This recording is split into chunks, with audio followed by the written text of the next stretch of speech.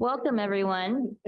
I'm going to call this meeting of the Monroe County Council to order for Tuesday, March 14th.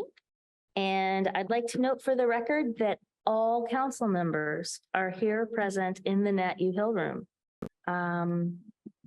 That includes Councilor Munson, Councilor Iverson, Councilor Deckard, Councilor Crossley, Councilor McKim, and Councilor Hawk, and myself. And now we will do the Pledge of Allegiance. I pledge allegiance to the flag of the United States of America and to the republic for which it stands, one nation under God, indivisible, with liberty and justice for all.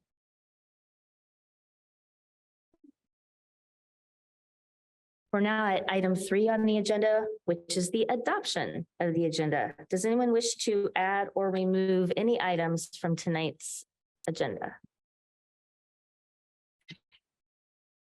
Okay, seeing none, we will move to item number 4, which is public comment for items not on our agenda. There is a time limit of 3 minutes per speaker, but first I would like to invite Jen Pearl from the Bloomington Economic Development Corporation to come talk to us. And TSD, we can disregard the 3 minutes for this one.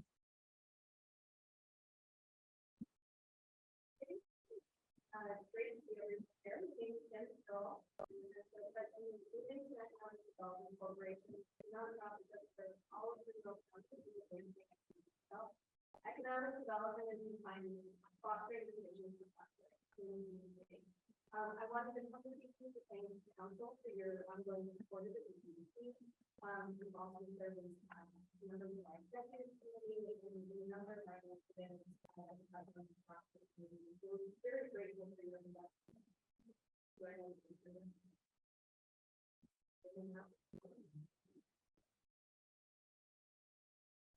How about that? Yeah, all right. Hey, everyone.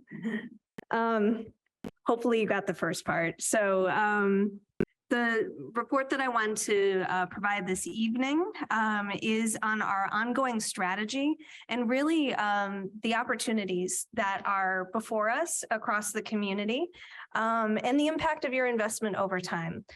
So each of you have a copy of our annual report. And for anyone that didn't get it, you could go to bloomingtonedc.com and look it up under the news section on the website.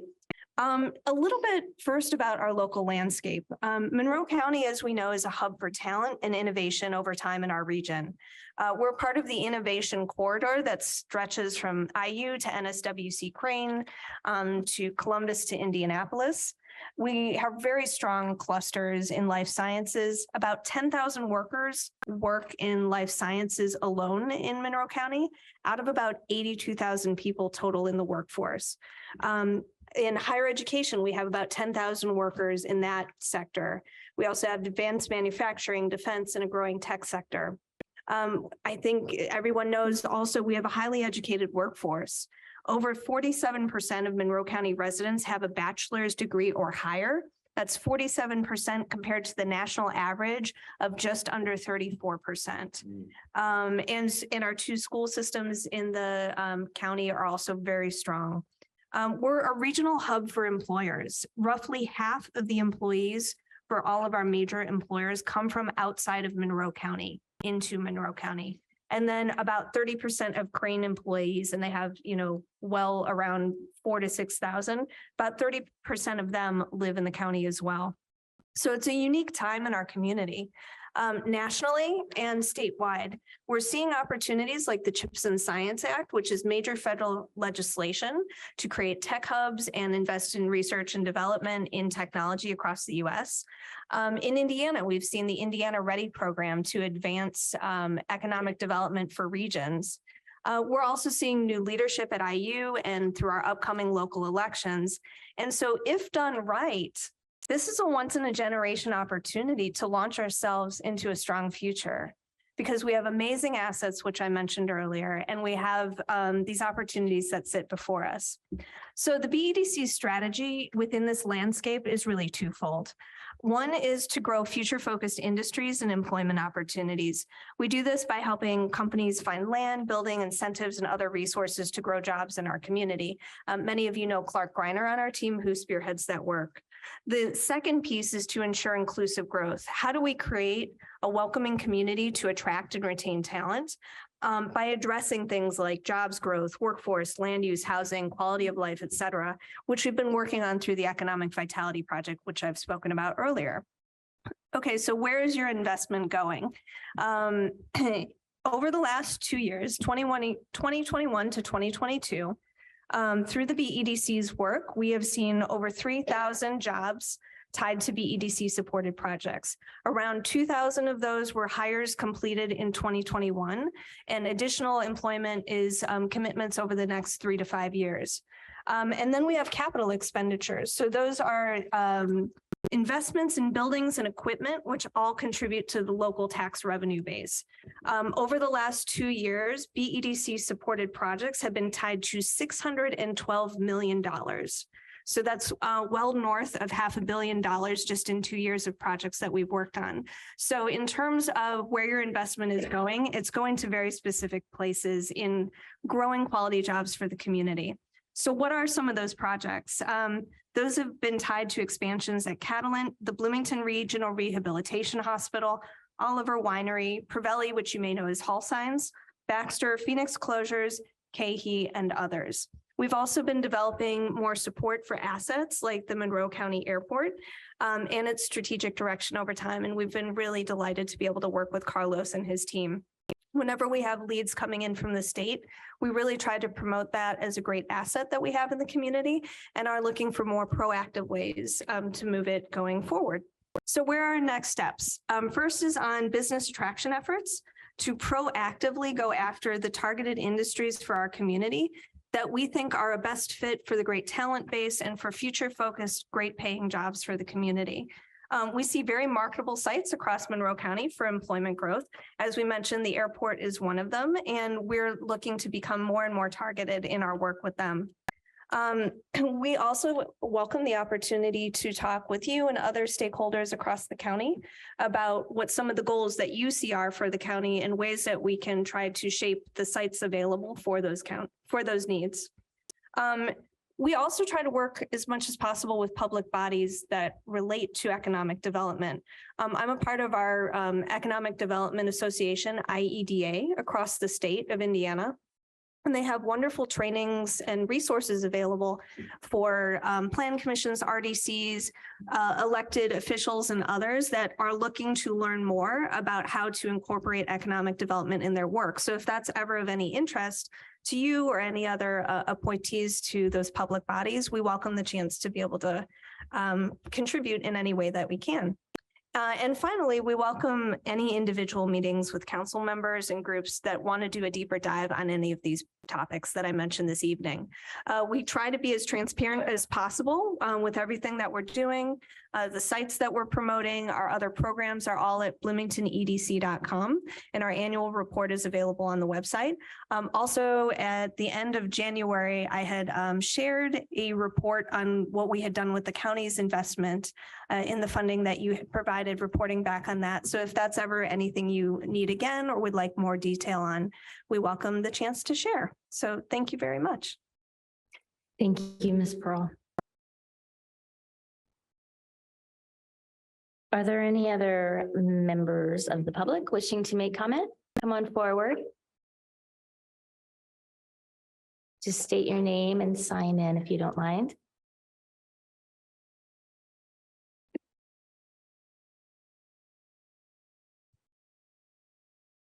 My name is Mark Haggerty. Some of you may know me. I'm one of the founders of the New Life programs in the jail, along with Steve Sharp, who was our sheriff at the time, and another Vietnam veteran like myself, and Hal Taylor, who was a World War II veteran. We decided that conditions at the jail, the three of us, after reviewing videotape of James Borden's killing on the intake floor, we decided that we needed a program in the jail that came from the people and not from the criminal justice system in order to keep people safe up there. To that end, we installed our New Life Recovery Program, which also took care of all the volunteer programs, and we had an office in the middle of the upstairs of the jail. Now, I've heard that the jail's dirty.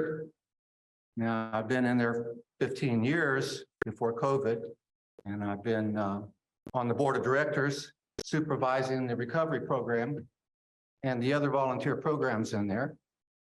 And it was not really very dirty when we had Bill Wilson as a jail commander.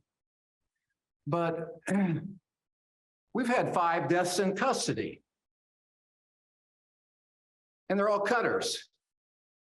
They're not IU students. Imagine if an IU student had died in that jail. Be national news instantly. But when one of these cutter kids, 4 suicides, the first suicides we've ever had. I guess they're suicides. Said they're suicides. I haven't run into a public official yet who knows about all of them. Jeff knew about 3 of them, but not the other 2. It makes me wonder why he hasn't shared that with y'all. Now, I'm stunned and angry that my public officials have been unwilling to address death at our jail. I want that to be the safest place in Bloomington. If your kids go to jail, I want you to stop worrying. They're not driving drunk, they're not committing crimes, they're not high on drugs. They're in a safe place being taken care of by people that care about them. Now, our recovery program was eliminated from the jail at the same time these suicides started happening. Under the previous jail commander, when people had problems with their minds of different kinds, he would send them down to the recovery block because it was a sanctuary against whatever goes on in the rest of the jail. And it was run by Tanya Karnofsky. The fact that she hasn't been Woman of the Year 3 times only speaks to her modesty and her intention to only pay attention to her job of running these programs. The fact that New Leaf, New Life, the jail program is not represented on this new jail project. The only civilians that would be able to talk to you in behalf of inmates, that strikes me as alarming. The fact that we can't put this jail over here where the hospital was seems stupid. It's nice to see y'all. I hope we can get something done. Thank you, Mr. Haggerty. Are there any other members of the public who would like to speak? It looks like we have someone on line. Ms. Galvin, I think you're unmuted. Okay, can you hear me? Yes. Oh, great. I'm sick, so that's helpful. Okay. Hello. Yes, my name is Natalia Galvin. I'm a resident of Monroe County. 2 points I would like to make. One, I would like to see a deeper conversation and meetings around what is going on in the health department. There are numerous troubling assertions being made about the leadership, erosion of talent, and I would hope that County Council could look into what is going on and ensure that the health department is a well-functioning department. Second, I was able to listen to some of your very kind, supportive words about Black History Month at the last, I think it was the County Council work session. Even better would be using your privilege in situations when you see unjust actions, like on the CJRC, and make positive change. It is very hard to be brave and make strong stances about how people should be treated and how public input and collaboration can happen. I would hope that County Council remembers that residents elected you to be a co-equal branch of government. This branch is the only check on the commissioner branch of government, and we need your leadership now more than ever. Thank you. Thank you, Ms. Galvin. Any other members of the public wanting to make comment? All right, seeing none, we will move on to our next agenda item, which is department updates. Do we have any departments that wish to make an update at this time?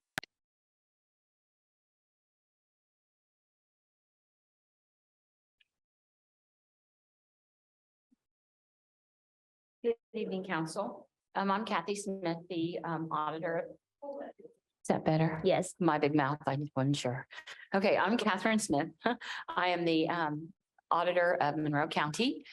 I'm in my 7th year, I guess, as auditor, and I'm a lame duck, so this is my last go around. So I want to first off, tell you that I am absolutely truly amazed every day by the great staff that I have and the hard work that they do. You know, a lot of times politicians and government officials get slammed. People think that we don't work hard and that we're not really doing like great work, but that is not the case in our department. We work very, very hard as other departments do. And actually almost every single day, I'm amazed by all the good things that come out of the department and very proud of it and very happy to work with you guys and work with the other elected officials. There's so many stellar people and amazing people that are just ordinary citizens that actually kind of morph into nice political servants and public servants and friends of all our community. Just really, we just become community friends and hard workers to make a great community. So I want to say that because not enough time do the people that work for this county get the praise that they actually deserve. We only hear negative things. We don't really hear great, amazing things. But, you know, I'm too closely coming up on 20 years working here. And I worked in industry. I worked for AT&T as a lead engineer on huge projects that are being retrofitted down at Crane. I also taught university and college courses in engineering. So I've had a lot of great teams I've worked on. So to say that we have a great team here, I'm really comparing it to some pretty awesome people. So saying that, I want to tell you that that if something were to happen to me and I couldn't come to work tomorrow, you know, for whatever reason, car accident or whatever, it's really been a pleasure to know you guys, all the people I've worked with here, and really come to know the citizens of Monroe County, whether they come in and pay their tax bills, or they come in and file exemptions, or they come in and ask questions, or they not write nice letters to the council, or the commissioner is asking something, because I'm the statutory secretary to both the commissioners and the council. So I see a really wide variety of things. And even though we have our differences, there's a lot of great people on both sides of the coin. And Marty may think that she's in a minority, but there was a time she was in a majority, and we still worked really well together. And we worked very, very hard together for the best of this county. So I want to say that. Then the second thing I want to tell you is that when we collect tax money, it's not like a small task. It's a huge task. It starts out as being assessed by the assessor, every single property in the county. Once in every 5 years, every person's property is looked at, it's assessed. Then the auditor's office puts deductions on and exemptions on, and we work with the property tax replacement credit, which comes out of the local income tax, that 1% you pay. And you know, we do all the magic behind the scenes to make this magical calculation that goes into creating our tax bills, right? And we say it's magical because it seems complicated. However, it is very mathematical. And if anybody would ever like to come in, have me explain it to them, I'm really good at math and I can do that. And they say, oh, well, doesn't that become a calculus equation? It really does, because it's a rate of change based on lots of different factors. But I'm actually pretty good at math, so I can explain it to you in detail. So I want to say that because it takes a lot of great people to make it happen. And it takes a lot of great people for us to do it, not in a vacuum, but holding each other's hand and helping each other out along the way. So this week, we deliver our abstract. It's statutorily due to the state by the March 15th. That's really the first step. From that, the tax rates are are developed, because what you've got at budget time is basically a, a benchmark. If something goes wrong, the abstract will tell them, the state, how much we actually stand to collect. They'll solidify all the process, and then we'll make the tax bills, and the county treasurer will collect that money. Then you guys have already designated what you want that money spent for, and we will put it in the right areas, and we will make a settlement with the city, with the townships, with the fire departments, and we will distribute that money. So I didn't just want to tell you that the county's annual financial report is done and the abstract is done.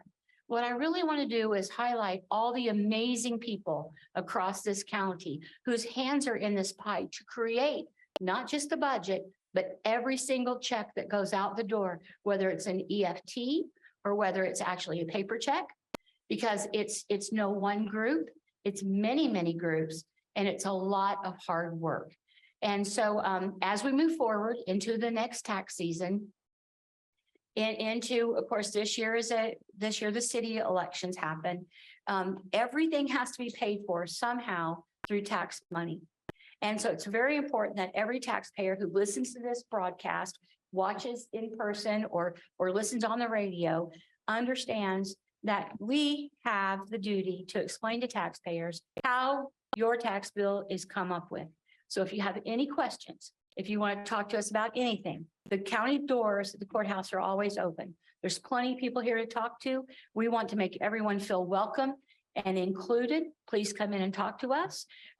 My cell phone number is 812-360-2338. Call me 24/7. I'll be happy to answer any questions. But as we start this new tax year, asking taxpayers to please send their property taxes in, we want you to know that every single person in this community is responsible for making this county run great, whether you're paying the taxes and paying the bills or whether you're doing the actual work. So thank you for listening to me. I think that's very important for taxpayers to hear that every once in a while, how much we appreciate them participating so that we can have the stellar county that Monroe County actually is. Thank you. Thank you, Auditor Smith. Are there any other departments that would like to provide an update to us? Okay.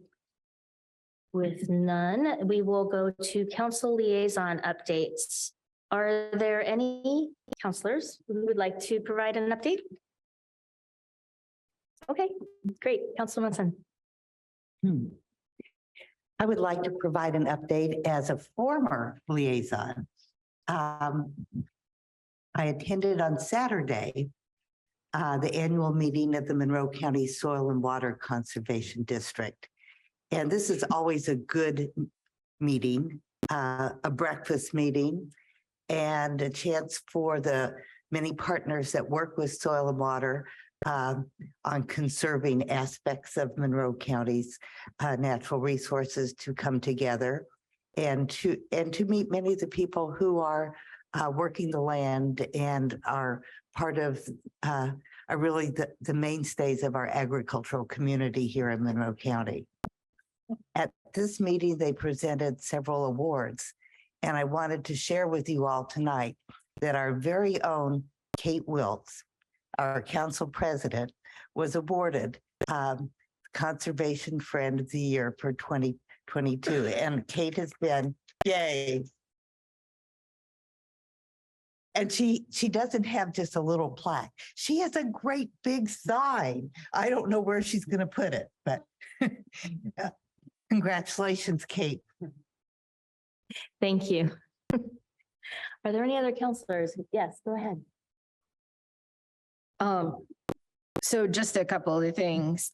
And I know Councilor Munson and I both are the sheriff liaisons.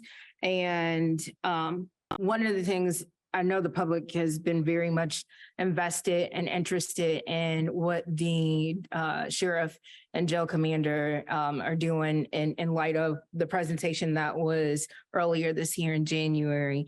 I don't want to say that's my second home because that sounds weird, but it sounds like I feel like I've been there a lot just to make sure what is going on. And folks have been asking, and I feel like there's progress that is continuing to be made with the help of the sheriff, jail commanders, Chief Deputy Parker and others. So I was able to take, and I think some of the colleagues here was able to do the same as well, but we were able to take an extensive tour of what it looks like. And from last year's somewhat tour versus this year's tour, I can tell you that it feels like night and day. And that it also feels like, and I know Jail Commander Gibbons said this a lot, that they're really trying to change the culture and how folks that are being housed in there now versus the staff are trying to change that. And I witnessed that, and through, the bumping of the fist, or, Sheriff Marte talking to some of the inmates and the inmates having conversations. And I was actually able to have some of conversations with some of the female inmates as well. And so again, while we know that the jail is not perfect by any means, it is a night and day difference. And I just wanted to say kudos to the sheriff and his administration for the continuing efforts of trying to make it a humane and just place as we move forward. And then the other thing that I wanted to add in celebration, I know recently the Public Defender's Office just recently celebrated 50 years. So just wanted to just put that out there and say thank you for, their service as well. And that is it. Thank you. Councillor Hawk. Yes, as many of you know, I'm a member of the Internal Control Committee. And so I've really been given some pause as to trying to figure out, there had to have been some kind of equipment that had been used in the jail, although when the new sheriff got there was no floor cleaning equipment, none of the, so it makes me wonder, where is the equipment that the county paid for? Or were we paying for it and it really was a part of a contract? Because you don't run a jail of that size and have no equipment or janitorial equipment. So where's the internal control of that? And I think it's very problematic that we have too much going into one department, and I'm not talking the sheriff's department, I'm talking about if every capital item is supposed to be ran through one department, then how do you have internal control with that? So I think there has to be some serious discussion and research of where the dollars went to pay for equipment and where is the equipment. Not what we're buying now, but why wasn't there anything there? And we have to make sure that when this equipment arrives, that the sheriff has ordered, that it stays in the jail. It doesn't leave that jail to go to some other department or some other job site. It stays there because the sheriff will be responsible for that equipment. Just throwing that out there. Agreed. And if it's this department I'm concerned about, now I'm going, what else? So internal control needs to get a hold of this. Thanks. All right. Councilor Iverson. Thank you, Madam President. Tonight I have 3 updates from 3 different groups. I think this is really an exciting time in Monroe County. The first report I have is from the Environmental Commission. Monroe County has been chosen among very few Indiana counties to partner with the Indiana University Environmental Resilience Institute to take part in their resiliency cohort. This provides resources for us to bolster our response and our resilience efforts in the climate crisis. And as part of this, Monroe County will be able to host a McKinney Fellow. This is a graduate student at Indiana University that will be working very closely with us to make sure that our resilience efforts are on par with other communities across the United States. We're very excited for this. If you'd like to hear more about this, the Environmental Committee or Commission meets this Thursday at 5:30 in this very room, or you can also find the link to that on the website. Secondly, the Substance Use Disorder Advisory Commission meeting will be meeting on the 31st at noon in this room. We're very excited about the work that this committee is doing, in particular, is bringing back the opioid summit that we had in this community for many years. And we are working hard on making sure that we're bringing it back and it's expanding it to our increased knowledge of substance use disorder. And the third update I'd like to bring you all is from the Community Justice Response Committee. The next meeting of that group is Monday, the 20th at 4:30 p.m. in this room. There'll also be a Zoom link. If you go to co.monroe.in.us, you can also find contact information for all the committee members. There's an email that you can send us and we get all that. And so please come with your public comments. We will be discussing facilities that we've visited, including facilities in Arizona, Ohio, Kentucky, and right here in Indiana. And we'll also be awaiting the commissioner's decision on an architectural and construction firm. So that's all the updates for me. Thank you. Other updates? No? Well, I had an update. Okay, it's more of a comment, but I'm doing it now anyway, even though, because it was prodded by CJRC and along with Councilor Iverson and Councilor Crossley, I'm on the CJRC, which is the Criminal Justice Reform Committee.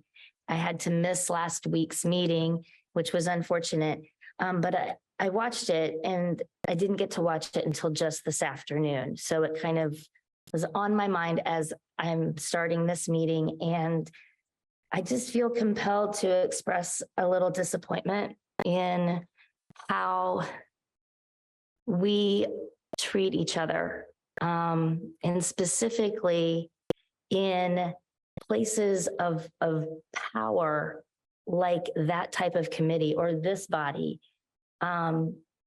We need to be especially careful to make sure we're holding each other more accountable for our actions and our words. And I'm specifically referring to those directed toward people of color. I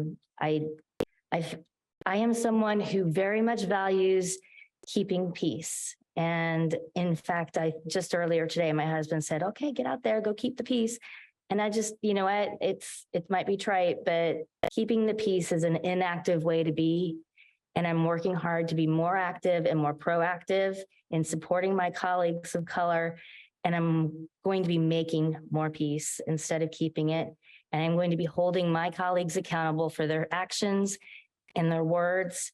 And I just feel compelled to say it. I didn't want to wait another week to be in CJRC and have to react again to what's going on in that body. But there's very important work to be done, and we need respect. We need respect with our actions and our words, and I can't say it more clearly than that. I'm not going to continue to put up with the disrespect that I have been witnessing. That's all I'm going to say about that.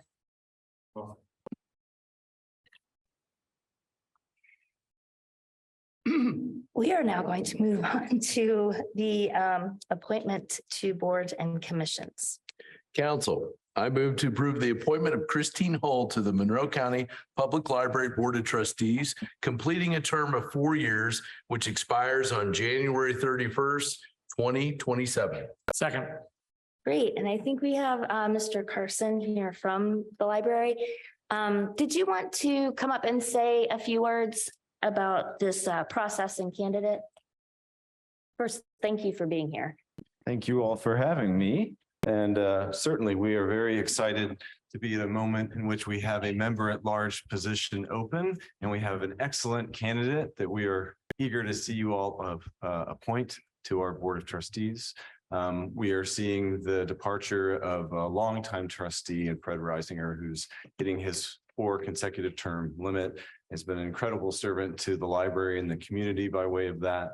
And of course, at a very interesting time for the library as we're about to open our new branch, expanding some internal structural changes that we've been working on, some new positions, and a whole new generation of library professionals are just some of the many projects and challenges and initiatives that we're taking on.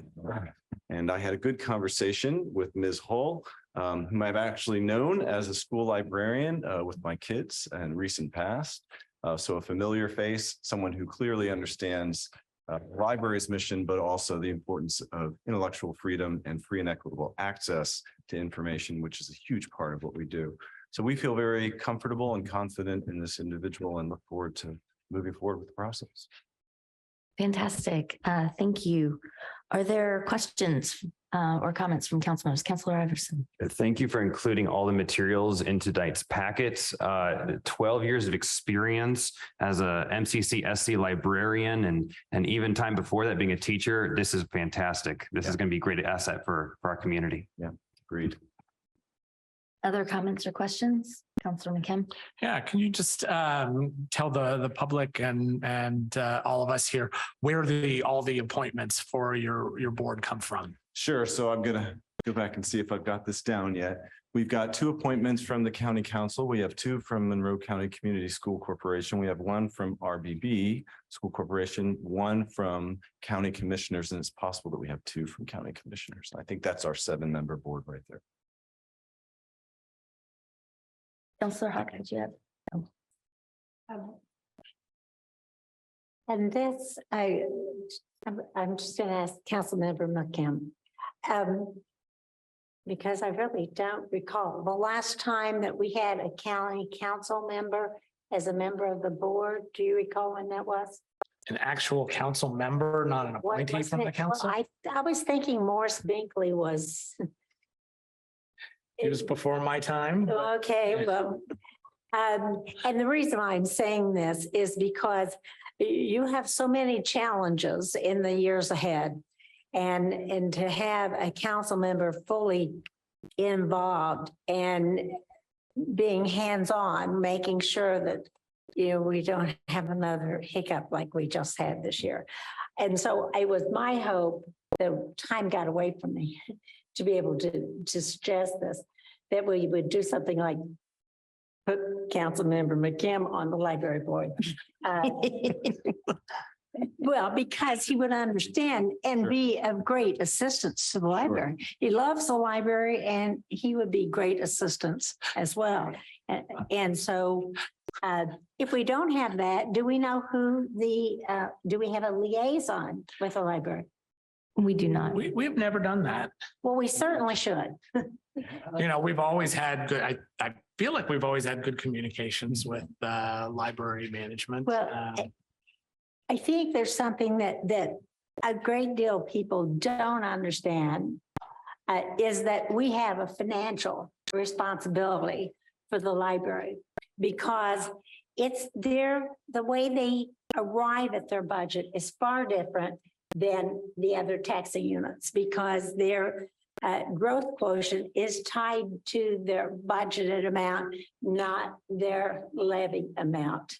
And so they don't have to come to the county council for their budget approval or any of that unless they grow that budget over that growth quotient, which unfortunately they didn't have to be by much, but doesn't have to be by much. And then that is what's caused them this problem this time. And so I don't know your suggested appointment, and I'm glad she loves libraries because you have to love a library to serve on. But we also need to know that we have someone who's hands-on understanding the budget, understanding the process, because that's what the board's supposed to be doing as well as any of the rest of it. Yeah. So I hope that we'll appoint somebody and don't say me. Because, I'm like all about the Ellisville portion of the library, so I'm not sure if it's fair as I need to be. But I just want to make sure that you have all the support that you need because this is a huge budget, huge undertaking, and it should not just be 1 or 2 that have that responsibility on their shoulder. should be the entire board. So I just wanted to share that part. Councilor McKim, It looks like Councilor Munson. Councilor Munson. I just wanted to second Counselor Hawk's suggestion and to point out that before Monroe County had a county council, it had a county library. So soon after Monroe County government was formed, the people of our community knew we needed a library, and that shows the importance of the library to our community. So as much as we can do to help everything go right for the library, we should. Thank you. No. And I'll say appointing a liaison is not a bad idea. I also wanted to congratulate Mr. Reisinger on his retirement from, he's been around for a long time, but he's been a real stalwart supporter of the library. And congratulations and welcome to Ms. Hull. It sounds like you found a great candidate to replace him as well. So Thank you. Councilor Deckard. Thank you very much for being here to speak on this. And I do think it sounds like you have found an ideal candidate, and that is awesome. I want to recognize really the importance of the library while you're here. And I think it's important for us always to come back to that. And I hear that theme. As a kid growing up, particularly out in the junior high school days out near Ellettsville, that branch was absolutely indispensable to my own personal growth. And so I'm pleased about the Southside branch that is going in. And that is the kind of leadership I think that this board has done and had vision for. You know, as a kid, kind of seeing just the library as a central downtown place, that's a singular vision, but there's been expansion and leadership, and I appreciate that. I also want to recognize Mr. Reisinger. I had a chance to catch up with him recently, and he was telling me lots of great stories, some about writing textbooks and some about library experiences. And it's awesome to see someone of this caliber come on to replace that kind of service.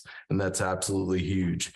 When we were working with the library board on the new branch, it was also awesome to see you all and your predecessor make decisions about that structure that preserved also the trees that had been put in there by the students at Bachelor over a number of years. Well, a few of us heard from some constituents on that, wanted to keep those trees, and the library board bent over backwards to make sure that we not only got the facility, which is absolutely awesome, will be life-changing in that area, but you also made room for a few trees. And so the library leads, and I always say this, if you think about co-work spaces and all that, we get very excited about co-work space. The library was the original co-work space. You go in there any time of the day, you're going to see people either applying for jobs, connecting with family, getting their books. I got a little one back there that does that all the time. I wrote my master's thesis in your silent reading room, and I'm grateful for it because there was no silent reading room in my house, and I needed that. So this is huge, and I'd love to see us put a liaison on there. I might fight someone for it, but not fight. That wouldn't be the library way, but I'm grateful for you being here. Thank you very much. Thank you. That's fun. Any other comments or questions? I have two other quick things I could share. Please. If I may, to your point about having representation and liaison working with the library board, we are at a moment in which we will soon have two other trustees hitting their term limits in the next 2 consecutive years. Their appointments are from other appointing authorities, of course, but the opportunity for our board to change out and to bring new perspective in is upon us. And one of the things that we've talked about a great deal is making sure that while we get career and retired librarians and educators, and that's a critical piece for our board, we also want to make sure that we have private sector representation and that level of financial acumen and scrutiny on our board as well. So there are 2 more trustee positions over the next 2 years that are going to be coming up. And the second is our press release went out just today, June 9th, Friday, June 9th is our grand opening date for the Southwest branch. Yes. So we'll be reaching out to you all and other groups for some special tours before we open, as well as a large public party on Friday, June 9th. that's right. Congratulations. Yeah, that's exciting. Thank you. I was gonna ask how the construction was going, but it sounds like you've We're on track. You're on track. Last windows are up. It's in the Yeah. Building now. Now we just need some asphalt for the parking lot and a couple other things for the amphitheater and we're ready to go. That's fantastic. I drive by and it's just, I am not able to visualize exactly how things are gonna look until, they're there. So you seeing the plans on paper was like, oh, that looks like it's gonna fit and it looks cool. And then it's just amazing looking. I mean, When it you're really, inside the building, you look out the windows, particularly from the children's department, you're in the trees. oh, It's kind wow, of phenomenal. So it's going to be a unique experience. that's fun. That's terrific. Good. Okay, if there are no more council questions, we can go ahead and voice vote on this since we're all here.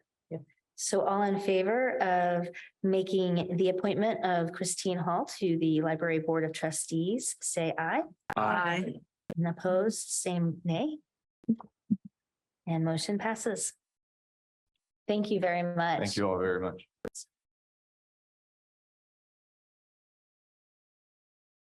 Now we move on to item number 8. Council, I move to approve the sheriff's request for a new position, facility coordinator, and to simultaneously amend the salary ordinance in Fund 1000-0380, General Fund Jail, account line 16022, facility coordinator, 40 hours, jail, LTCB, non-exempt. Second. Thank you. We have some folks from the jail. I think Sheriff Marte and Chief Deputy Parker are here. Yeah, please come on up. And it's my understanding that this position has made its way through its perilous journey through PAC and to WIS to be approved and classified. Do you have any remarks about the position that you'd like to make first before we? Before I pass that on to Chief Deputy Parker, I first want to thank on a personal basis to this council, Kate and Jennifer. It's really truly appreciated what you just stated earlier as far as treating people with respect and how do we move on and be civil. As you know, it's been kind of challenging for me and my staff to try to clean up the jail at the speed that we wanted to originally. I'm happy to report we're getting there, but it's taking a little longer. But with your support, I think that the steam will pick up. So I want to thank every single member. But I tell you, when I sat back there and I heard what you said and both of you, that meant a lot to me. And I know it meant a lot to the staff because we sit down and regularly and talk among ourselves. How do we improve on what we're doing right now? And what can we do to make things better to talk to other people? So we do have this conversation. I didn't get up earlier as far as updates because I want to pass this along and respect for your time. We, the Sheriff Department right now is getting ready to train all our people on cultural awareness for law enforcement. In other words, how do you talk to people and deal with people that don't look like you? Okay, so we're getting ready to do that. It's about a 6-hour training and the entire department is being trained. We're also going to offer that up to the local departments as well if they want to join us. So we plan to have 4 days in April and 4 days in May. So as a body, you're more than welcome to come. We'll send you the dates as well if you want to sit on it and train with us. We welcome that. But at this point, what we're doing right now, getting back to the cleanliness and the sanitation of the jail, we're going to do it. We're not moving as fast as we want to, but we're getting there little by little with the support that I'm being provided right here. I want to thank you again. I really appreciate that. Good to hear. Thank you. Well, if anybody knows Sheriff Marte, you'll know that dogged determination is not one of the things he lacks. So, the statement he made will come to fruition, I promise you. But onto this position, yeah, it's been some time. We've remarkably got to this evening here, so I just want to make sure I fully understand the motion that was made. So once this position is approved this evening, it will be at the base rate of the correctional officer. Did I hear that? No, that was not part of, I thought that was what was going to be requested, right? Okay. Yes, Okay. we're going to get there. Okay, all right. So, yeah, the position, we finally worked through all the wrinkles and we're we're ready to take that on, and that will help us progress in the manner that the sheriff was just discussing. Comments on that? And I do think it's a relevant point of discussion. Is that something, Kim and Molly, that you were gonna talk about? That would be great, because I mean, that's an important point. So in regards to the classification of this position, when it came back from WIS, it was classified as an LTCB. However, most of our jail positions, although they're classified, they are subject to the jail collective bargaining unit contract. And in that contract, it says the bargaining unit shall include the following categories of personnel, subject to the exceptions of a later section. And so it includes all full-time jail staff, including jail officers, corporals, sergeants, and captains, all full-time jail administrative staff, and all full-time staff and other directly jail-related employment. And so myself and Jeff Cockrell both believe that this position would fall within the categories that the collective bargaining unit covers, specifically any other full-time staff and other directly jail-related employment. Therefore, we think that the contract would govern the salary and that it would make plausible sense for the salary of this position to mimic that salary of a correctional officer. Okay. Thank you.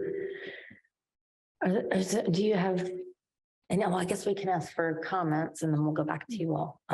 Questions or comments? I would like to make a further comment. As we were discussing this position, an LTC is a little lower with regards to the hourly rate. And the idea was to link this position to the correctional officer to keep hopefully people from like jumping ship and going from one position to another. So if we link it, they're getting the same. There's no advantage of, you know, a higher salary, you know, so you get somebody trained and then they're moving on to a correctional officer. So that's why we want to link it as a correctional officer, but it is going to be classified as a jail LTC.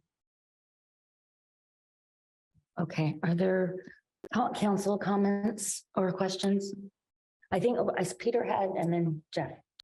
Yeah, I just wanted to point out that this came to PAC and we decided to send it off to WIS. And then through open lines of communication, we decided we wanted to bring it straight to this body so that we could get this done as quickly as possible. And I really think that we are on the same page about wanting to get this done as quickly as possible to give you all the resources you need to, you know, make sure that your leadership can shine. The second thing that I wanted to point out is that it really struck me how open the lines of communication have been. It's really rewarding to work on a project like this when people are talking not only between the PAC and the jail, but also between the council office, the jail liaisons. It seems like there's a lot of communication going on. It seems like there's a lot of open lines of communication.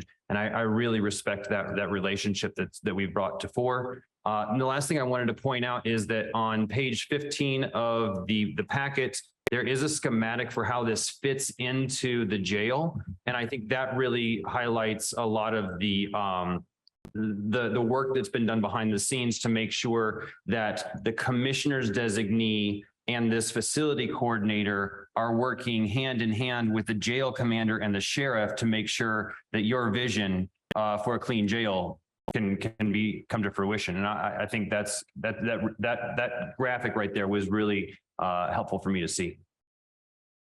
That's all I have to say. All right.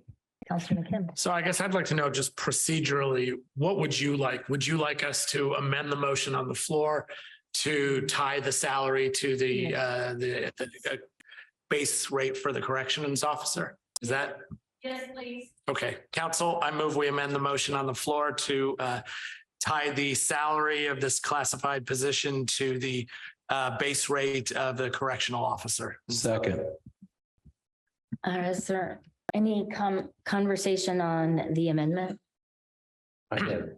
Yes. And I did a verbal gesture over this is consistent with what you're looking for, Sheriff, Chief Deputy, right? Absolutely. Okay. Yes, thank you. All right, thank you. And I guess, go ahead. Okay, I just wanted to make sure, let's say if we have a present employee in some other department who is an LTC, then, and they would apply for this, then it would seem to me that, would we say it's moving from this rather the same classification almost, so if they have so many years in someplace else, they could carry that forward, because we wouldn't want to lose the opportunity for someone. Unless maybe you already know who it's gonna be. I don't know. Their services, their service transfers or their longevity transfers with them. So that's So not they a will. problem. It's not an issue. If I could ask for a point of clarification, in the event that we had a corrections officer, a current corrections officer that wanted to transfer into this position, his time would go with him there. So that, wouldn't be a pay decrease for him to do so. That is correct. They If keep they the have same 5 rate. years, they move 5 years with them. So. I had a point of clarification as well. And I believe what I heard you say at one point was that this position would be leading work crews and would also be at shift change, perhaps leaving instruction or direction for a correctional officer at the next shift to be carrying out certain work process like overnight or something like that. And to me, if I see you nodding, so I'm thinking that I heard correctly, is that? Correct. It's Okay. actually in the job description. Okay, because that's a more compelling argument for me that this person should be paid on par with a correctional officer than people swapping jobs. And I just kind of wanted to say that out loud, I guess, because we do have a lot of departments that are concerned about people fleeing and changing positions. Ms. King? I didn't want to interrupt. No. I also think it's important to point out that this position will also attend the ILEA Jail Basic Academy, just like a regular correctional officer would too. So they're receiving the same training. They're in the Plus same that. environment. That seems like a good idea. The schematic that we were talking about, I'm sure I've seen that. I just wanted to clarify too that, I'm hoping that points out that this position reports directly to the sheriff and or the jail commissioner. So it is that important that at that level, this is the sheriff's vision, and it's not just a vision, it's a must. It's going to happen. So, I mean, he is going to have direct supervision of this person's activities. And really the only two other people that he directly supervises are the jail commander and myself. So, it's on par with that. Great. Council Munson? Yes, I would like to suggest that Ms. Shell put on the screen the page 15 of the packet so everybody could see that. The org chart, yeah. Or maybe you have it elsewhere that you could put it up. Whatever. The org chart. Help me looking at that. While she's doing that, if there aren't any other comments or questions on the amendment, we'll go ahead and do a voice vote. All in favor of amending the motion as proposed by Councilor McKim, say aye. Aye. All opposed? And so that amendment passed. Sorry to have you multitask, Kim. Okay, it's up on the screen. Yes, Councilor Iverson. So you can see that the position that we're talking about is in pink or magenta on the right-hand side. And the solid line goes directly to the sheriff. Okay. From that box. There's two dotted lines, but the solid reporting line goes directly to Sheriff Marte. Yeah, I tried to come up with a way so that you could understand how this was going, the reporting structure. So that was my best guess. Great. So are there other questions or comments about, yes? This is what is supposed to be turned in routinely by all departments. something that we can look at to say, this is how many we have and who reports to who. It needs to be, I mean, a lot of people are more visual inclined to understand something. So this is what we need for every department. And I appreciate that. What I didn't see, I see something that says legal deputy, and I don't know what that is, but whatever, we'll talk about that another time, I think. Yeah, I don't think that position exists yet. Other questions or comments? Yes. I was just going to make a quick comment. I want to thank the sheriff for leading on this. This is March 14th on a term that started January 1st. I appreciate leading on this. In the 6 years that I've been on county council, the biggest, and I think I talked about this at last meeting, people just want to understand and know and have this kind of leadership where that sort of wisdom is. And you two have that wisdom. It's not going to be on this side of it. I mean, we're here to support and help with that. And I appreciate that. I appreciate patience. And I think that makes it easy to support these things, see these things, understand these things, and kind of transfer that out to the public that, again, I just want to understand it, know it, and think about how it affects their lives as well. No, we appreciate that. And to us, it truly is a team effort.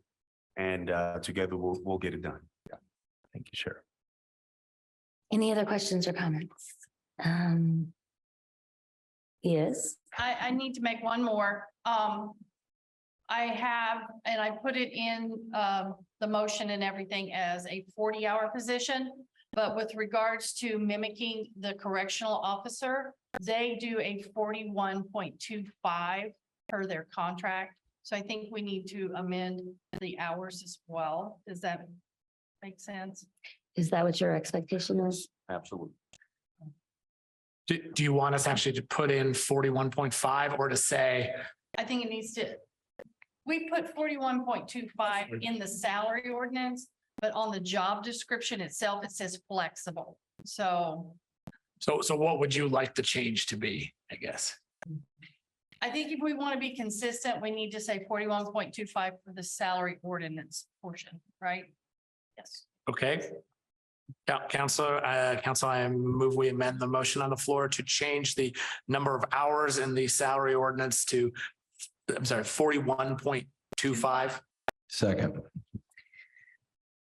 Questions or comments? All in favor, say aye. Aye. All opposed, nay. No? Okay, motion passes. Are we ready to vote on the overall motion as amended? Fantastic. All, This is the salary ordinance and So we have to do a voice vote. thank you. First, is there any public comment? Forgot that part. Not see any. Therefore, could we have a roll call vote?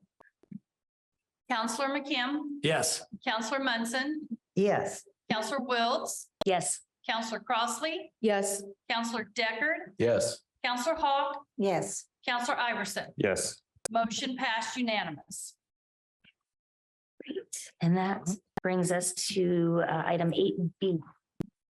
Council, I move to approve the sheriff's request for additional appropriations in Fund 1000-0380, General Fund Jail, in the amount of $90,500 in the supplies category, $10,000 in the contractual category, and $7,800 in the capital category, for a total of $108,100. Second. Great. So would you like to start this conversation or would you like us to? Sure, I can. Just a little background. You may have to finish. though. That we can work together on it. That's fine. Okay, on the equipment part of this. We have been in dialogue for some time regarding this equipment and not to get into the gigaweeds of it all. But just in recent days, we've kind of reached what I would say, more than a tentative agreement with the commissioners. We've got some quotes for this equipment. that we had included in this request. And it certainly appears that the commissioners are going to purchase that equipment out of their funding sources. So I think that in fairness to the council, we want to make sure that we're not asking for something that we're already being supplied with, that we can probably eliminate that $7,800 equipment and rely on the promise of the commissioners that they're going to fund that equipment purchase for us, if that makes sense. But other Great. than that, I think we remain the same. Okay. Do we have questions or comments? Councilor McKim? I guess I appreciate your willingness to not need that or have us eliminate that appropriation for the equipment. But I guess just given the, all of the efforts that you put forward, I guess I'm saying, I trust you not to spend it if you don't need it. Why don't we just leave it in there, and if you don't spend it, it will revert at the end of the year. But you want to have the flexibility in case. We were torn by that very issue, but we wanted to be honest with you. Oh, thank you very much. I appreciate that, but I support keeping it in there. As do I. Then it's there. Okay, we appreciate it. We don't need it. It's already in there. You had to be transparent and make sure that we were upfront with y'all. Other questions or comments from council? Mr. Iverson? For those that haven't read the packet, the scale of what you're talking about, I think bears some attention. We are talking about 40,573 square feet of paintable space. That's a lot.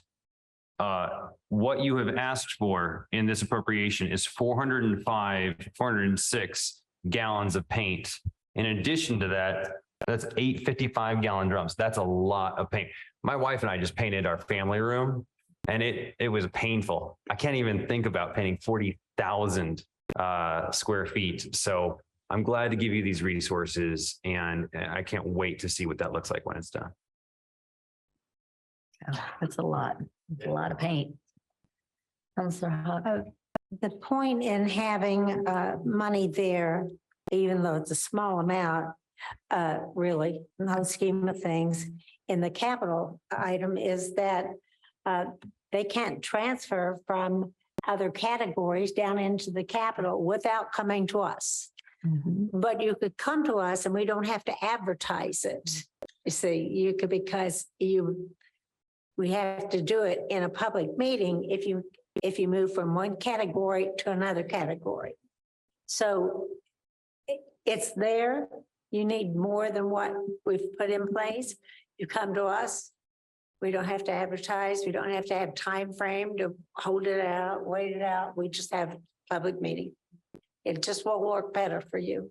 Your department's so much different than most departments. This is like trying to run, as Sheriff Sharp used to say, we're the most expensive hotel in town. And so I appreciate that. And we should just never take away that capital budget for them.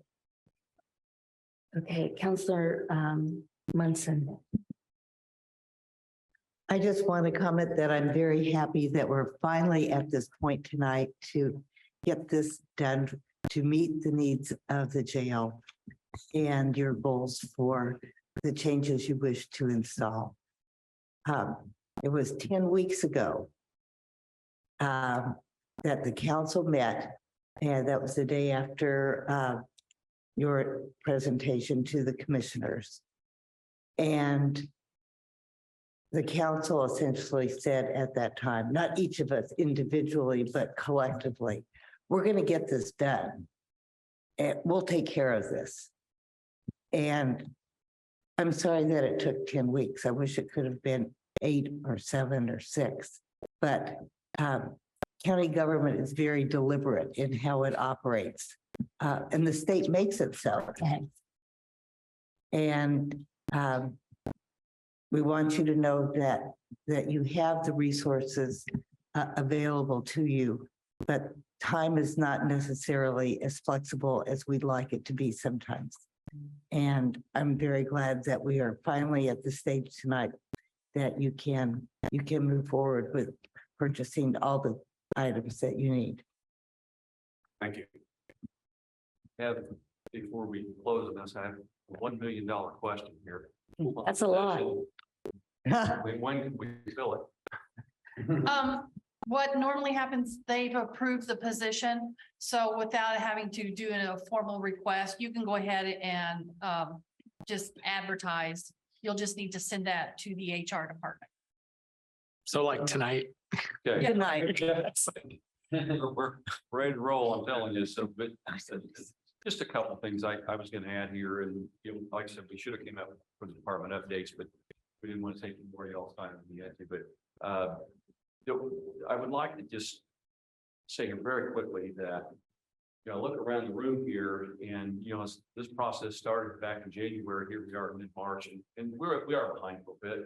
We're gonna work very, very hard to catch up. Equipment coming in, we have a position now.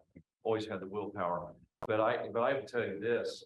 Looking around this room, there's 11 people here, and every person in this room has had a very positive, upbeat, helpful attitude toward helping the sheriff. And it's just the chief deputy's position on this.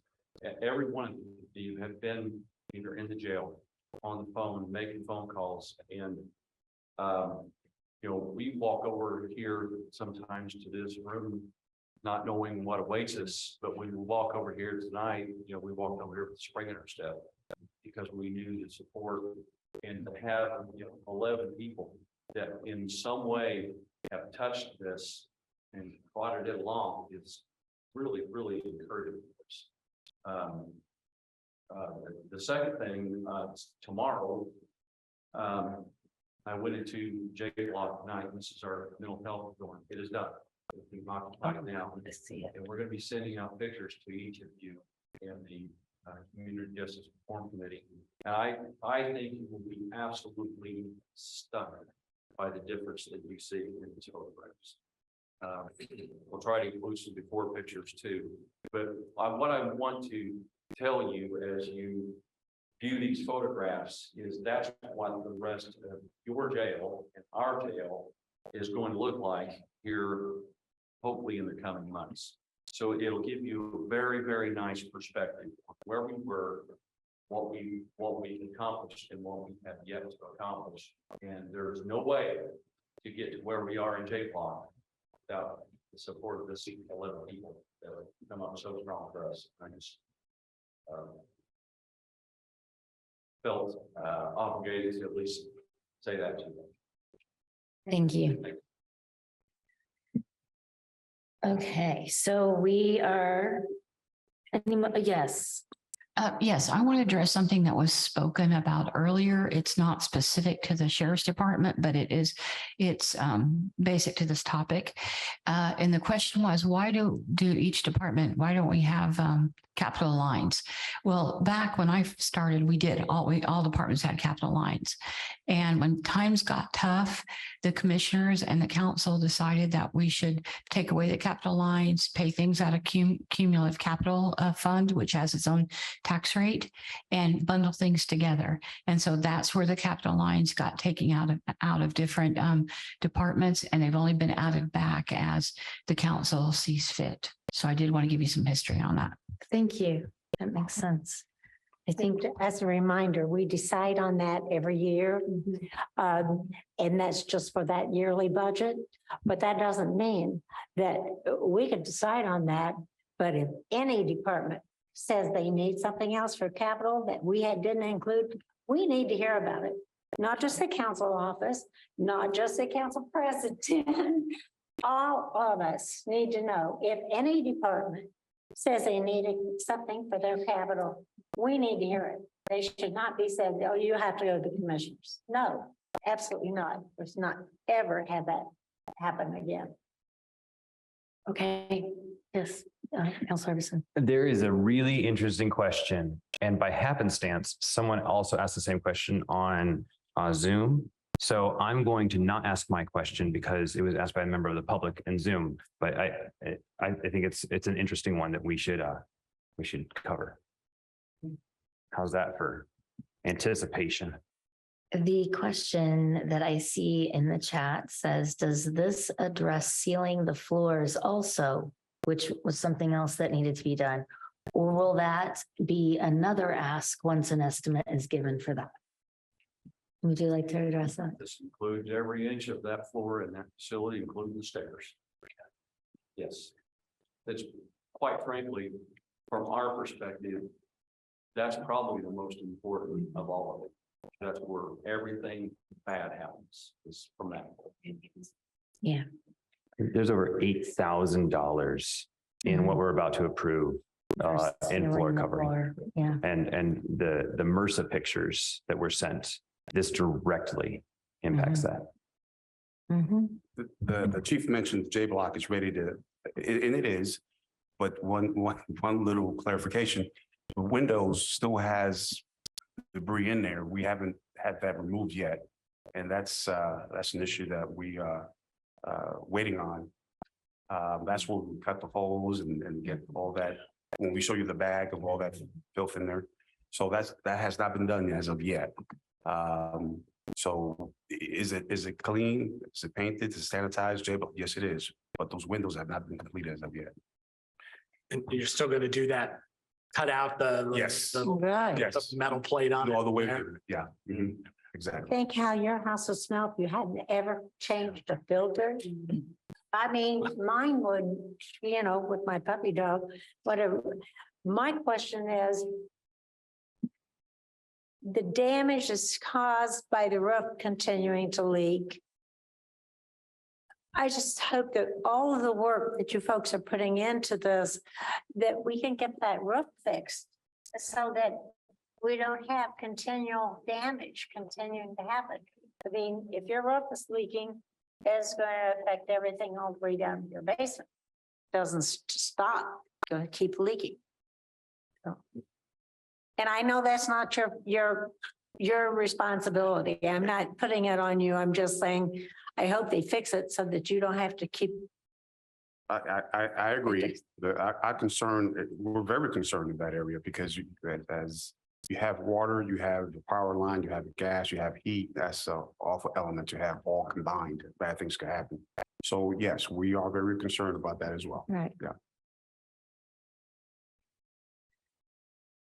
And I wanted to ask one follow-up question just to make sure we're good on our end. And I tend to be a little bit like Counselor Wiltz, a little bit in trending a bit too much towards keeping that peace and instead of maintaining it.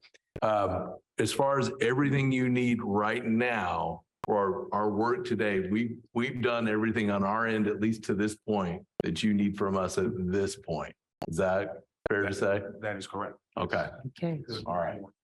I want to make sure that I'm asking that when I need to ask that and not assuming that, because I know sometimes it may not come out that way. So no, thank you very much. No, yes. I appreciate it, Sheriff. Thank you. Okay. So do you have any public comment? Do we have any public comment on this item?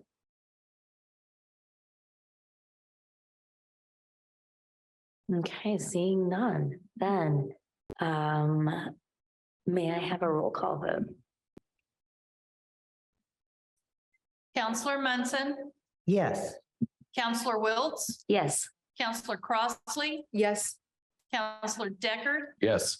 Counselor Hawk, Yes. Counselor Iverson, Yes. Counselor McKim. Yes. Motion passed unanimous. Thank you. And best of luck.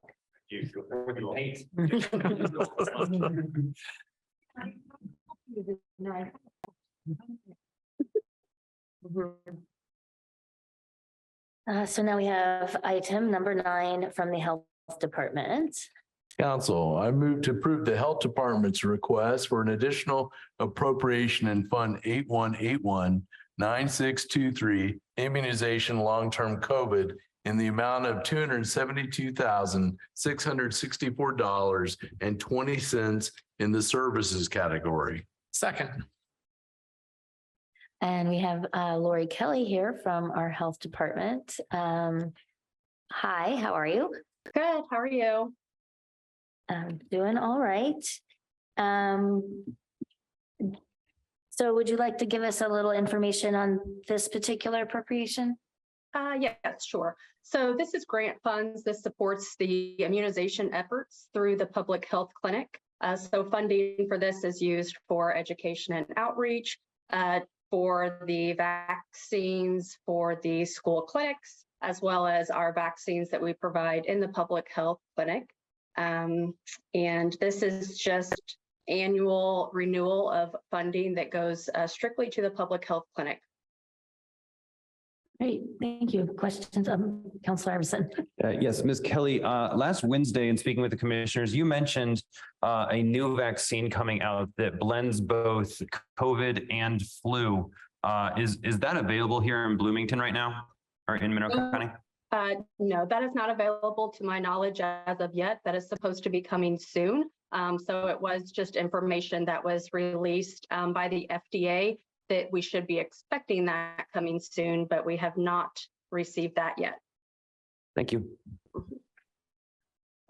Councilor McCann.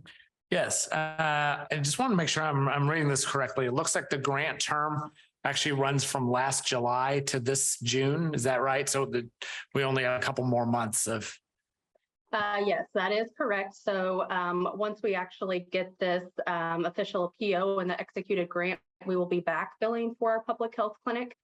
So what ended up happening was the original contract had expired before it was signed by the commissioners. So I had to get a new contract issued at the end of, well, last year in December. And so then that valid contract was just signed. So it is, we will be getting ready to renew this again here in just a few months.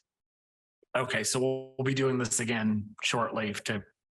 Yes, yes. You. Okay. Other questions or comments?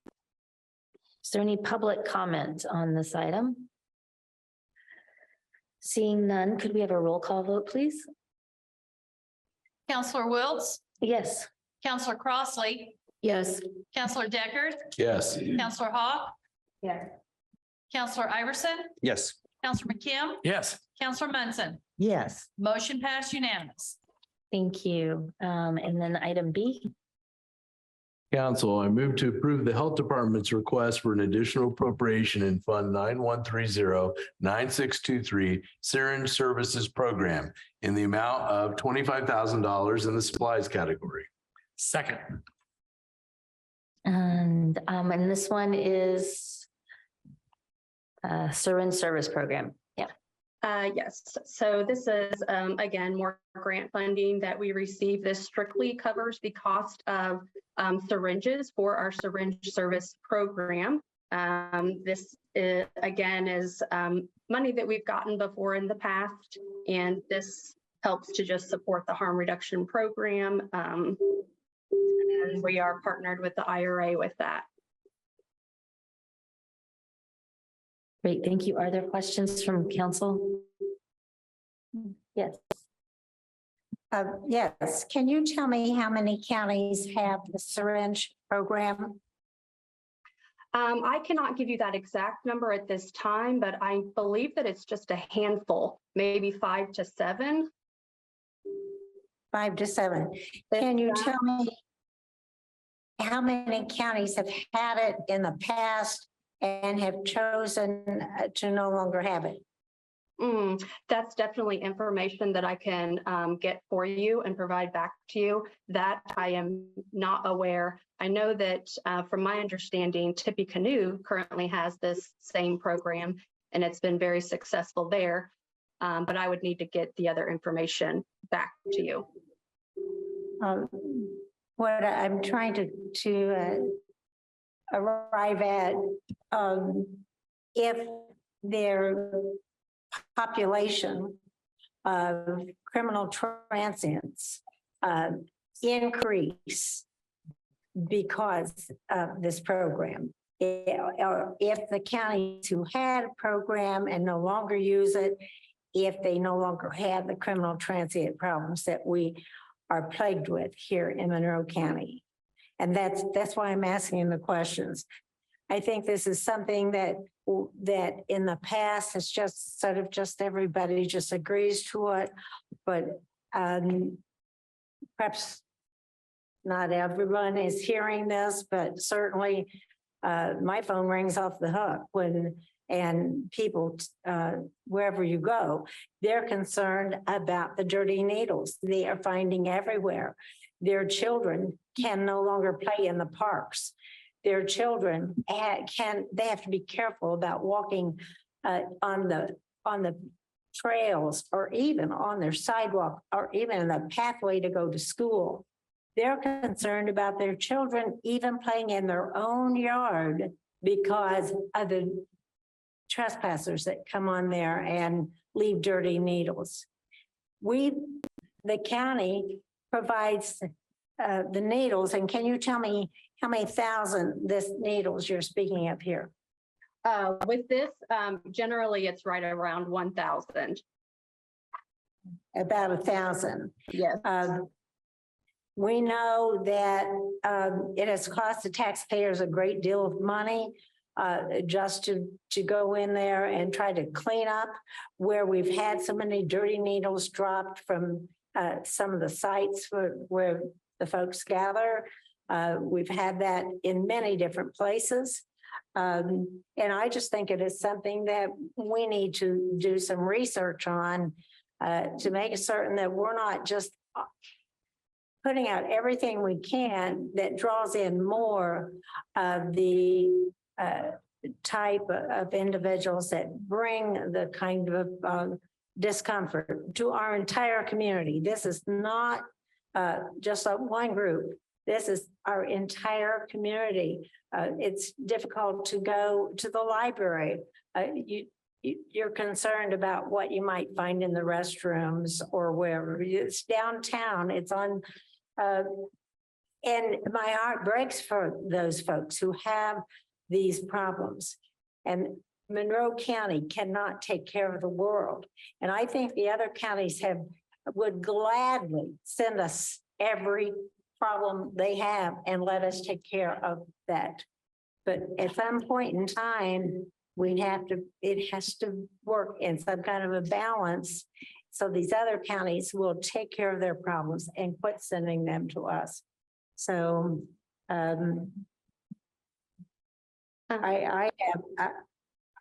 have great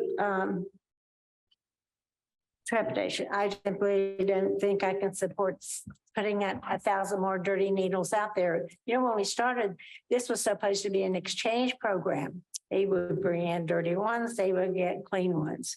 They don't bring in the dirty ones. And somebody said, well, if it wasn't against the law, they wouldn't be dropping them everywhere. I don't think they even understand anybody who would say such a thing.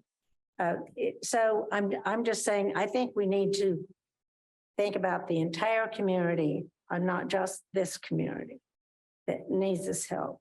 Well, I do think you're making a great argument for increasing access to syringe disposal facilities. And typically these syringe services programs support both ends of the use cycle, so to speak. So I just pulled up the CDC fact sheet on syringe service programs, and they're citing studies that have found no difference in crime rates in areas with and without SSPs, and that the impact on public health is overwhelmingly positive. And it's showing that more syringes, the more syringes that SSPs distribute per the number of people who inject drugs in a geographic region, the more likely the people who inject drugs in that region were to dispose of used syringes safely. So those things give me a lot of hope that we are actually doing a lot more good with this type of harm reduction. And I'm sorry, I know you had something to say as well. Oh, no, I appreciate the discussion. I had the fortune to hear Dr. William Cook of Scott County speak today. He's the author of the book. canary in the coal mine. And he obviously, as folks that maybe at home know, was really amidst the Austin community as they were combating a lot of different things. And when I think of these programs, which we've supported over a number of years, this is really, at least my perception, about stemming HIV spread, STD spread, viral hepatitis, and all the ramifications that go with those public health disasters. Let me say that again, public health disasters for the souls that are around us. The counties that have done this, based on some more recent research, and again, I'm up here doing things on the fly, so forgive me if I'm misquoting, but I think I'm pretty close here. Scott County, Fayette County, Madison County, Monroe County, Wayne County, Clark County, Allen County, Tippecanoe counties. One of the issues we have in Monroe County is that other counties often don't lead, and then we have to lead in some way for Indiana and her people. And I want this community to be as beautiful in many different ways that it can, but very often that means responding to a public health disaster or crisis, however you want to name it and say it. Much like the pandemic we all saw, people put on masks and we debated about that, and then we debated about vaccines. On this one, we don't see it so much, but the medical community sees that spread. And so this is trying to make something a little bit more ideal on a situation that is an absolute disaster. And so I'm going to always tend that way towards that effort. And I kind of look at those, at least this 8 counties, this is a 2018 me on the fly getting this report. I kind of want to know about the other counties in Indiana and what their plan is. What do they intend to do? The plans in the dust. And that's all well and good, but somebody's got to respond to this. And when it's another soul and a human being on the line, I'm going to always try to save a life. If I don't get that right, I'll deal with others on that in the end. Thank you. If I may just add, Ms. Wiltz, you are correct. We do play on both sides of the roles. So we do participate in the needle pickup calls. So everyone in the health department, all employees receive those calls and participate in going and helping to clean up those, even though this program is actually funding and supporting our harm reduction program. The department overall does participate in those efforts. Thank you. Are there any other questions or comments on this item? Right, I'll just say, I believe that some of the counties that were read off just a minute ago are some of the counties who discontinued their program. But I'm asking Ms. Kelly to get that information for us. Thank you. Okay. Any other questions, comments? Any public comment on this item? See none. So could we have a roll call vote, please? Counselor Crossley, Yes. Counselor Wiltz, Yes. Counselor Deckard, Yes. Counselor Munson, Yes. Counselor Hawk, No.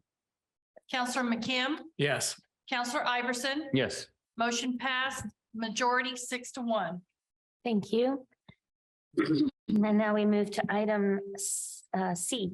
Council, I move to approve the health department's request for additional appropriations in Fund 81129653 STD Strengthening Prevention Fund in the amount of $136,815.30 in the personnel category, $14,592.35 in the supplies category, $17,592.35 in the services category, and $1,000 in the capital category, for a total of $170,000, and simultaneously amend the 2023 salary ordinance by adding account line 10107, this DIS Intervention Specialist Program Coordinator, 35 hours, Pat B, non-exempt, and account line 10108, this DIS Intervention Specialist, 35 hours, Pat A, non-exempt. Second. Wow, that was a lot. Ms. Kelly, could you give us just a little background on this one? Thank you. Yes, so this is another renewal. So this again is grant funding. This supports our primarily the salary for our disease interventional specialists. So our GIS employees do serve 12 counties. So the primary purpose of this, of course, is to prevent the spread of disease and complications and to provide outreach efforts and education. Great, thank you. Are there questions or comments from council? Yes. Yes, when I was reading through the packet, I don't remember the names of the other counties that you served with that. But do you do you just have classes there, or do you meet with the public, or do you have set up in an office and work with the people in the other counties? How do you do that? So we do have a strong partnership with IU Health Positive Link, and some of our DIS employees do rotate going to the Terre Haute location. So there is office space there that the Monroe County employees can use. Other than that, a lot of the outreach and education is done in public settings. People can come in and get testing. They can talk to someone, get free education, and kind of providing that linkage to care as well with our positive link. And that's basically just making sure that we're not duplicating services. Great. So it's not just advertising or something. You're really doing some hands-on training and working with folks in those other counties. Yes. So it would be more of that direct care, I would say. So they are in person with the public. Thank you. Other questions or comments? Is there any public comment on this item? We have a roll call vote, please.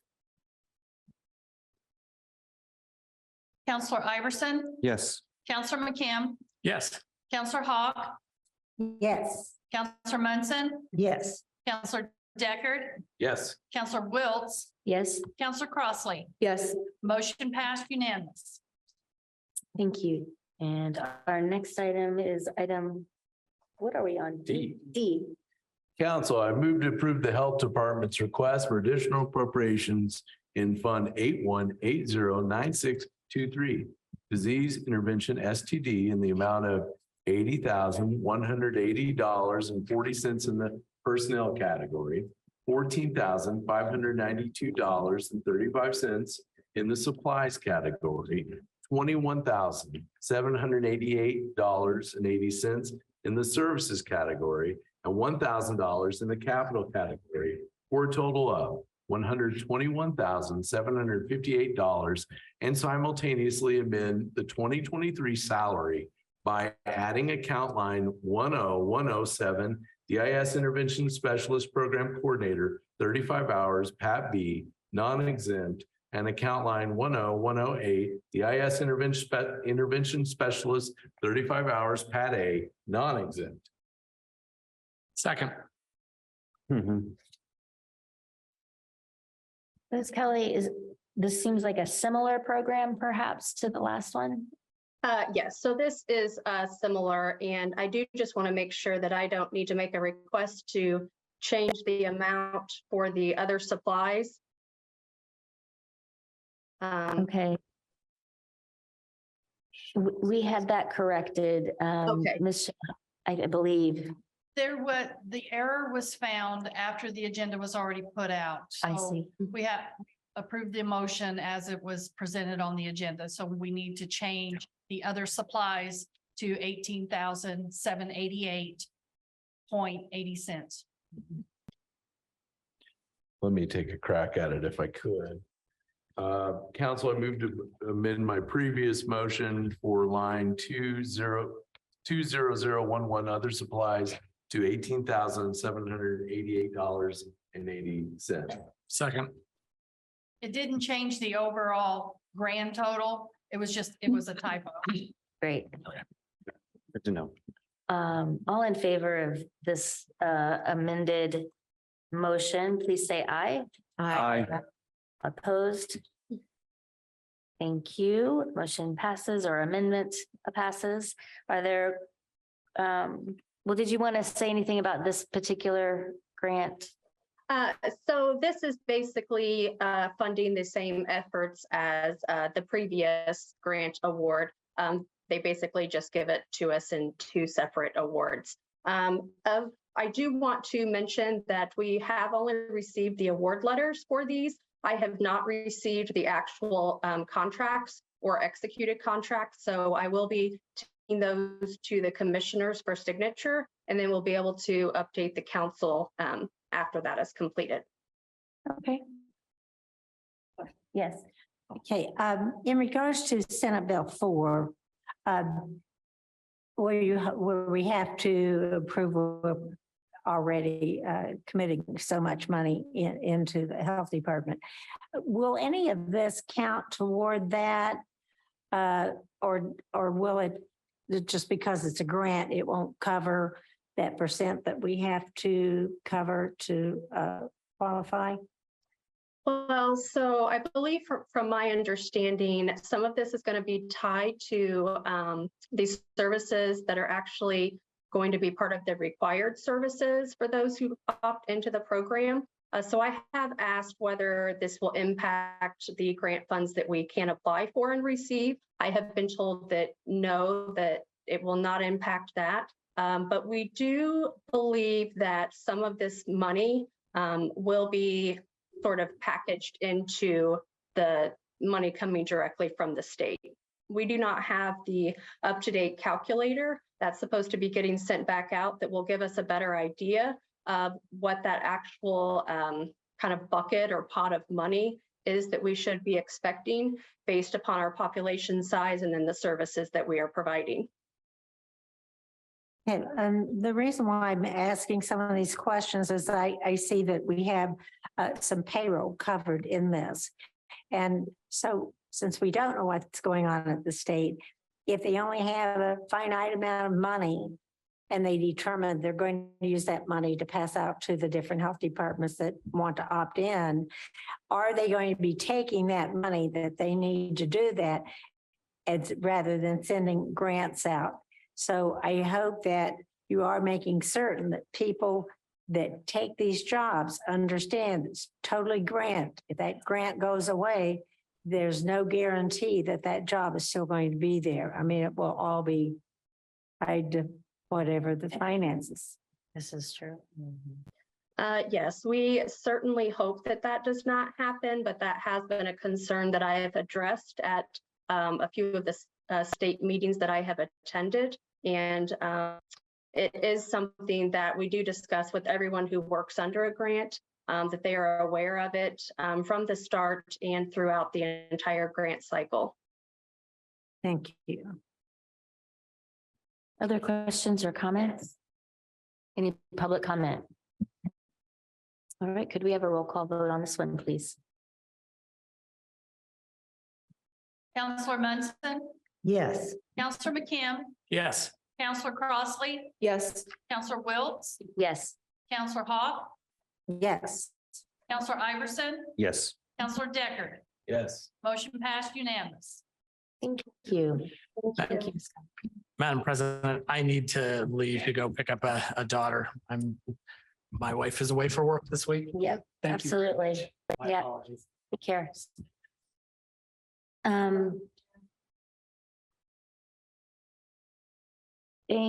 Let's see, item number 10 now, please. Oh, it's me. Oh dear, long night. Okay, I would like to actually have our council administrator, Kim Shell, give us an update regarding additional amendments of encumbrances for the West Side Economic Development TIF. There's no vote, just an update. Yes, the auditor's office found some more tweaking that they needed to do with regards to the West Side Economic TIF. And so the highlighted areas that you see on the agenda were those two areas, which was the Hart Strait Connector Road and then the Vernal Pike Connector Road. And so the amounts were amended. So we are encumbering less again. So this does not increase the overall encumbrance. It's a decrease to the encumbrance for that fund. Okay. Are there any questions? Oh, I think we should hear from Bree. Okay. If I can actually just add to Kim's explanation, the highway department actually found this by their new reconciliation procedures. So they're going through the notes and ensuring that expenses are in the proper funds, which is wonderful. So they're doing a really good job. And thankfully, this was caught before we closed out 2022, so we could correct it appropriately. Oh, good. So yeah, it was really good. Okay, Thank great. you. Thank you. Any other questions, comments from council? Yes.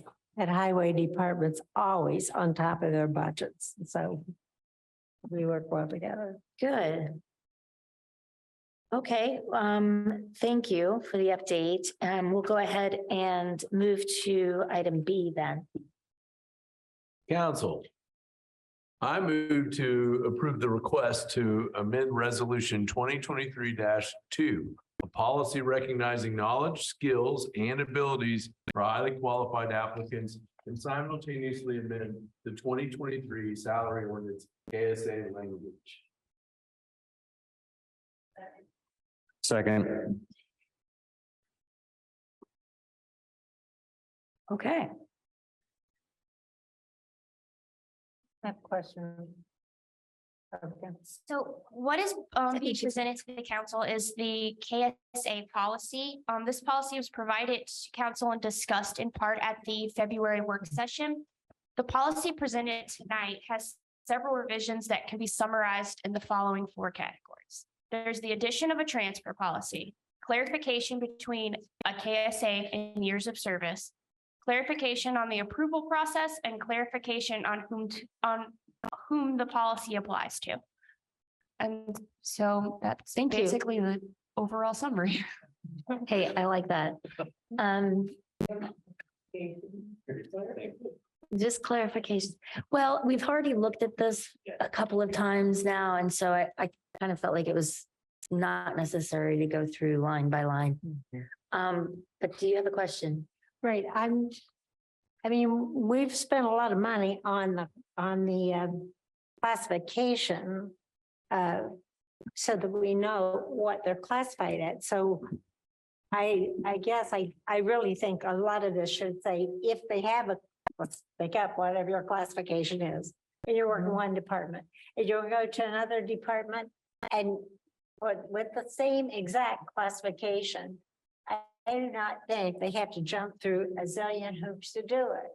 Why do they call it KSA? Why don't you call it, that's a classification. They're already on board, that classification. It's a little, I believe that this particular situation really only applies to someone who has been hired at what we used to say, like the midpoint level. And it's just saying that they can bring that midpoint over with them, the higher salary, not the classification.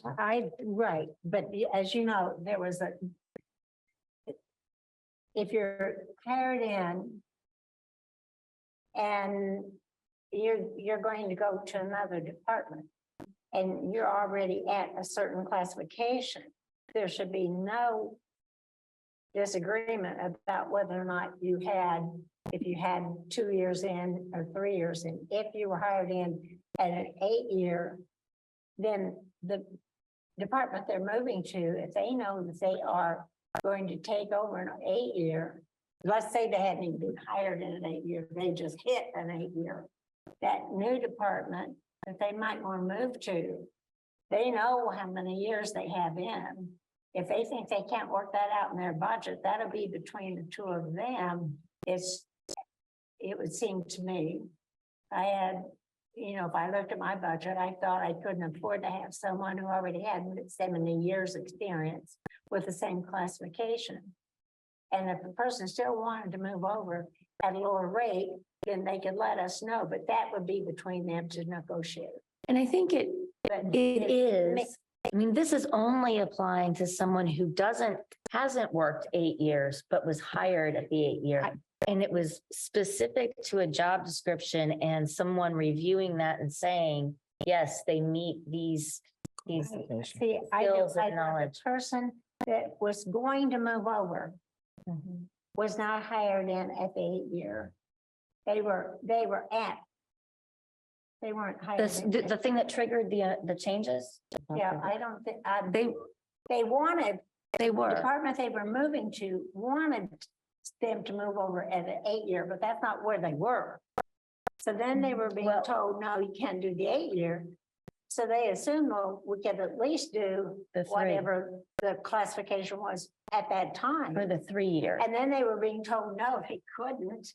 And that's when the council said, wait, that makes some sense. So if you all are happy with this, I just think that we're sort of mixing up whether or not a classification can move from one department with the same classification to another department. There should be no problem. Shouldn't even be questioned. Now, if they're moving to a higher classification, then I think at some point we've got to determine whether or not the 10 years they spent over here doing clerk work and all of a sudden they're an attorney or something. You know, you see what I mean? But that's a whole different thing. The same classification, why were you having this discussion? Makes no sense. Whatever. But sometimes I think something we make work for ourselves. Yeah, well, I think this ultimately, this policy is making less work for council. Maybe a little bit more work for Michelle and our HR folks, but and I think the changes overall have been good, just clarifying some things. So I agree. are there any other questions or comments? Okay, we'll go ahead then and is this a roll call vote? Yes. Oh, public comment. No public comment. Let's have a roll call vote. Counselor Crossley, Yes. Counselor Wiltz, Yes. Counselor Hogg, No, Counselor Iverson, Yes. Counselor Deckard, Yes. Counselor Munson. Yes. Motion passed majority 5-1. Thank you. And our next item is number 11. Council, I move to approve the summary minutes of February 14, 2023 regular session and February 28, 2023 work session. Second. Everybody's over it. All right, we're lost. We're lost without Jeff. Are there any questions or corrections to the minutes? Is there any public comment on our minutes? And then I think we can just do a voice vote for this. So all in favor of approving the summary minutes as stated, please say aye. Aye. All opposed, say nay. Motion passes. And now we move to council comment. And the floor is open to any counselor who would like to provide some comment. Crossley. So, happy Women's History Month. And yay. And on light of Women's History Month, shout out to the IU women basketball team. Right? Yeah.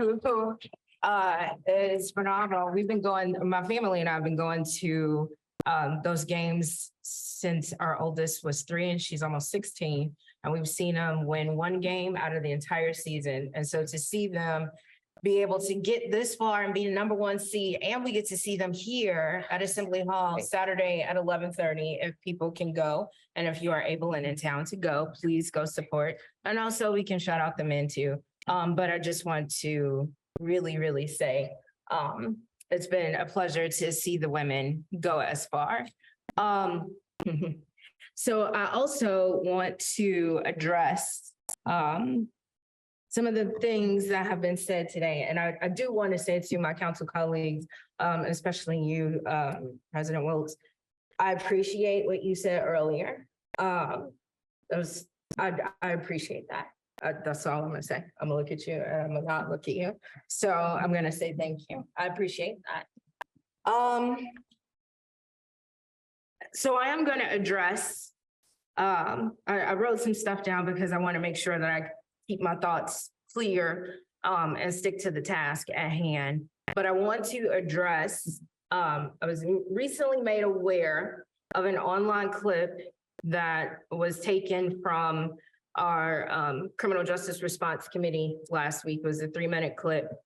And in that clip, there was a little bit of a quarrelsome that was happening at our discussion. And in that discussion, I thought that I was trying to calm down the temperament of the moment. And as some of us have heard when we have been younger, if we don't have anything nice to say, don't say it at all. I thought there was a comment that was made that was just not necessary at that moment. I did not pay attention to some of the body language and bothersome language, I should say, that was from my comment, which included some eye rolls and some balking. At the meeting, I did not witness this happen in real time, and thank goodness I didn't, because I was too busy to try to focus on what we all should be focused on, which is the fate of how we move forward with our Criminal Justice Response Committee. It is no surprise that some of us on this committee don't see eye to eye, or we agree with all the subjects at hand. That is definitely a true statement. It is also no surprise that Sheriff Marte and myself, who are the elected officials and Black elected officials in our own right, have been subjected to lackluster treatment in ways that I've never seen some of my colleagues be subjected to. These micro and macro aggressions have been hard to be a part of at times, and actually has been really downright hurtful. And sometimes I wonder why it's us that seem to be this happening to. I could only imagine. I don't want to go down that route, but I could only imagine. A little while back, I was able to talk to Charlotte Zitlow, who most of us know in the community. And I had a conversation with her roughly about a year or two on the subject of how our community struggles and things that we face as elected officials. And one of the best pieces of advice that she gave to me was to remind ourselves to stick to the issues. Sometimes when I'm struggling in my position, or if I'm having a bad moment, I try to remember why I wanted to be an elected official. I wanted to serve, full stop, period, point blank. And I get joy and satisfaction in doing what I'm doing. And this is very hard work, but yet this is definitely rewarding. I wouldn't change it for anything. I also think maybe I'm good at it. I'm far from perfect. And at times I know I say things that folks might disagree with. And I very well disagree with some of my colleagues, but never would I ever roll my eyes, scoff, or treat others the way that myself and Sheriff Marte have been treated. Because my parents taught me definitely better than that. I would like to say, as Council Wilkes said this earlier, even though that is something that has happened, I'm glad you called it out, and I'm glad as a call to action for other colleagues to see this in the moment, and when it's happening in real time to also call this out. But I will say publicly right here, right now, moving forward, I will no longer tolerate this type of disrespect or behavior from my colleagues on the county commissioner side, or any colleague for that matter. I respect others. I treat my children and teach my children to treat others with respect. And I am actually asking and also demand it as well. We have much work to do in our county. We are faced with a lot of tough choices that I do believe that we have to make, and we can make, but we can also do all of this together. Our community is watching, and they deserve better, and we should act accordingly. And I also include myself in how we should act as well. So as much as some of us engage and deflect pettiness and not show respect, I will continue to remember the advice that was given to me, which is stick to the issue. My issue is the taxpayers' dollars issues and my constituent issues that I talk to each and every single day, whether it's an email, going to women's basketball game, or just being out in general in public. Those are issues that folks are telling me about, and I'm raising those issues. And I will continue to speak up with them or speak up for them in a respectful manner. And I wish my colleagues would do the same. Yeah, thank you. Thank you. Well done. Well done. Any other council comment? Councilor Hawk. Thank you for your comments. Mine will not be quite as insightful as yours. However, you might have noticed in the newspaper and others follow what they're saying on Facebook and in the newspaper having to do with the annexation lawsuit. And so, and I've had to turn this around because I keep turning over there and then it's not picking up. Part of what the comments were in the Herald Times having to do with an average amount of how much the taxpayers might pay on an average home or something. I don't have it memorized exactly. It was 500 and some extra dollars. Well, that is old news, folks. It's going to be a great deal more than that, because as that assessed value went up for so many of those rather modest homes, many of them in the 1A and 1B, there's a lot of modest price homes there. And because the market was so strong and their assessed values grew so much, then all of these rate controlled funds, and the city has rate controlled funds and the county has rate controlled funds. And so that rate, and then on top of that, they had to pay the referendum because that's on top of anything that is not covered under the circuit breaker. So what we're going to see when these tax bills come out, and I know the treasurer's office is going to be busy, the auditor's office is going to be busy, and folks, you're all going to be busy because everyone's going to want answers, because they're going to just look at, oh, there went my tax bill, and think the county did all of it, and the county didn't. When they're before, so many of them would have almost hit that circuit breaker at, the 200,000 or whatever. Well, now that very same home, if it's 230,000, 250,000, that circuit breaker is going to take it up that much higher if just to hit the circuit breaker. So they're going, now they don't always have to pay the full 1%. It might not go up that high, but it could, and that's how much they would have to pay. So the county might not lose as much as what some of that, information came from the city to begin with, because it was showing how much the county might lose, how much other. Well, guess what? We might not lose it because the taxpayers will have to pay so much more because their assessed values went up so high. So there might not be this kind of circuit breaker loss. But I just don't think we're prepared for the onslaught of what's going to happen when the taxpayers receive this. And many of them will just get a little notice from their mortgage company saying, I know, by the way, your payments just went up because they have to make up for their escrow accounts. Not every home being built out there. People seem to think, well, people just want to build more expensive homes. If we want to free up these lower priced homes for first entry buyers, then those people who live in those homes are looking for maybe a higher priced home.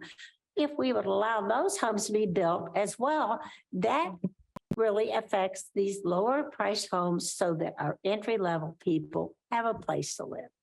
I think it seems so simple. I don't know why it seems to be so difficult, but I think we've got to be very careful because right now the planning, that next meeting, I believe is March 23rd. And they'll be discussing the changes that is being proposed for all of our neighborhoods and how land use could happen. And we have to pay attention. People want to know and they expect us to know. So when you have nothing else to do, watch what's going on at the state and then watch what's going on. And then of course, make sure I watch your meetings, which I do. So. And I also wanted to apologize publicly for not being here in person at the last meeting. I tried, I went round and round and round trying to find a parking place that I could walk from the parking place to get in the door.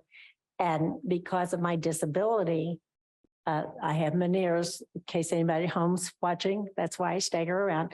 And my option was to go home and do nothing or go home and participate in the meeting through Zoom. And that's what I did. So I apologize. I will endeavor to do my best not to have that happen again. But trust me, if it happens again, I'll go home because I'm not going to break a bone to come to a meeting. Not. There's a limit to your love for county government.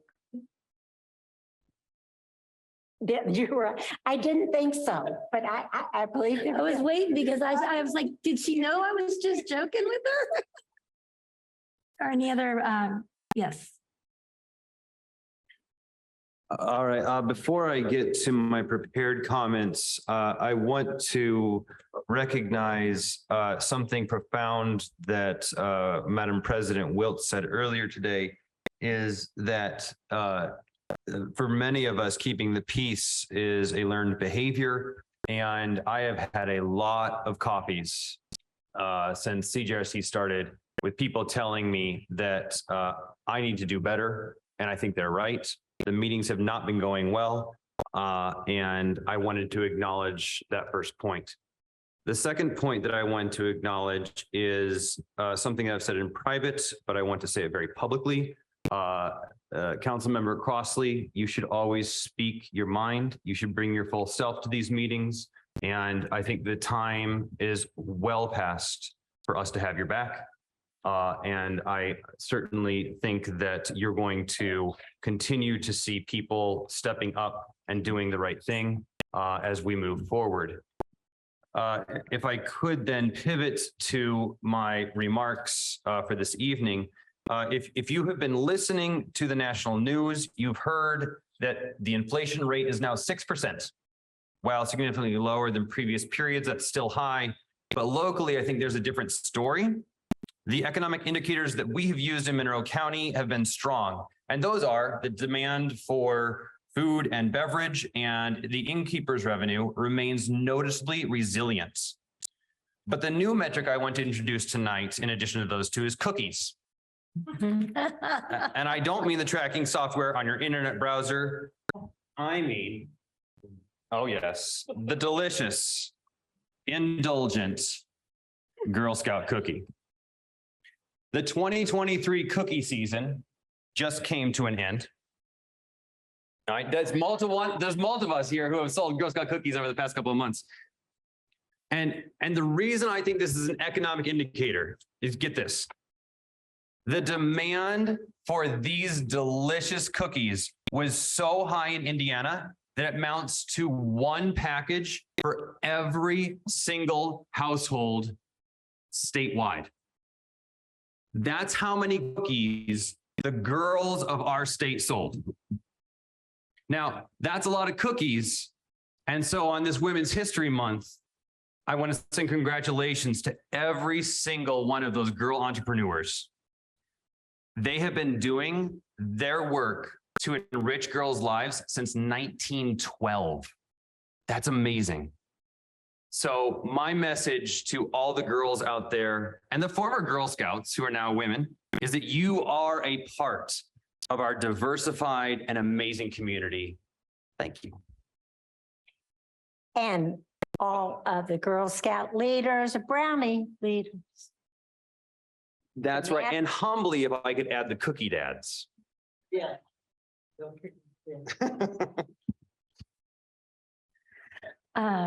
Counselor Munson. Well, as a former assistant Girl Scout leader There we go. and the mother of a current Girl Scout leader and two outstanding cookie sellers who are my granddaughters.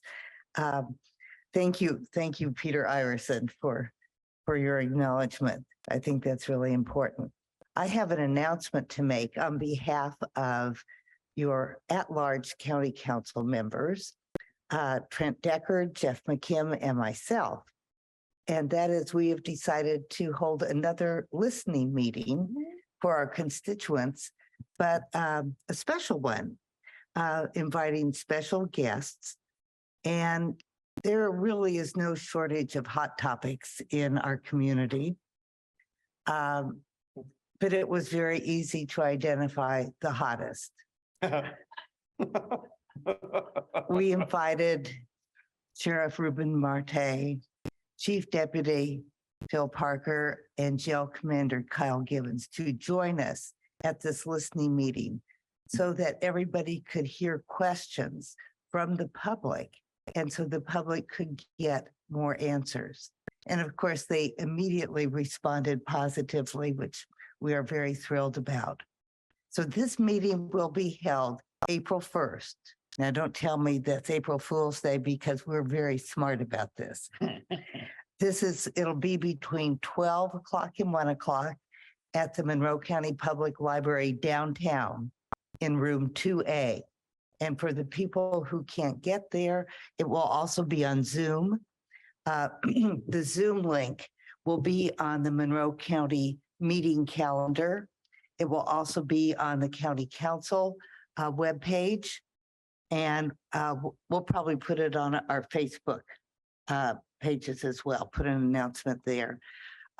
I hope this is a chance for me to go grocery shopping and to get out of the store in less than an hour and a half because everybody has questions about the jail and the conditions, and we don't have good means of communication in our community. We are a news desert. It's really terribly sad. And not everybody is on the same social media pages. There are many people who don't participate in social media.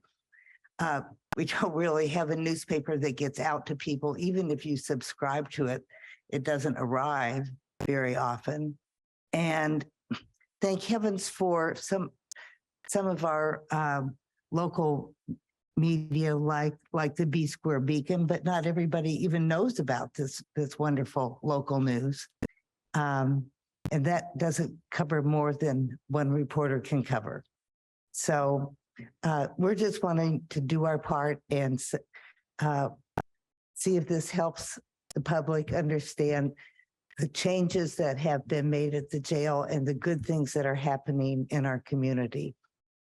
So please come talk to us because we are going to be there listening and we hope you get answers. So thank you. Sounds like a wonderful time. Thanks. Councilor Deckard. Thank you very much, Madam President. And I just want to join Councilor Munson in saying that we're very excited about that listening session, and particularly Sheriff Marte and his great folks that are going to be there with us to talk a little bit, and the folks that from the community that we can listen to in those sessions.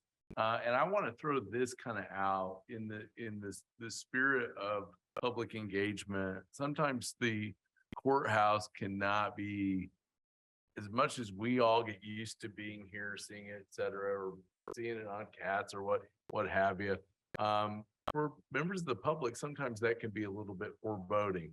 One of the things that I was in a discussion this week with a person that wanted to raise a concern to me, and they said, I want to apologize for bringing this up, but here is my issue in the county.